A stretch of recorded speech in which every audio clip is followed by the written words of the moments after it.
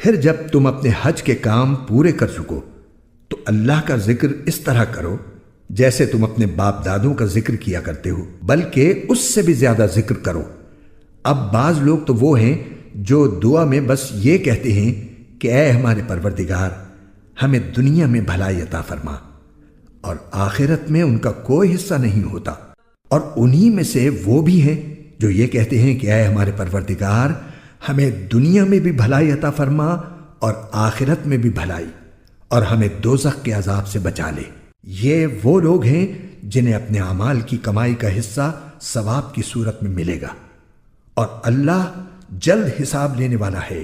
اور اللہ کو گنتی کے ان چند دنوں میں جب تم منی میں مقیم ہو یاد کرتے رہو۔ پھر جو شخص 2 ہی دن میں جلدی چلا جائے اس پر بھی کوئی گناہ نہیں ہے، اور جو شخص 1 دن بعد میں جائے اس پر بھی کوئی گناہ نہیں۔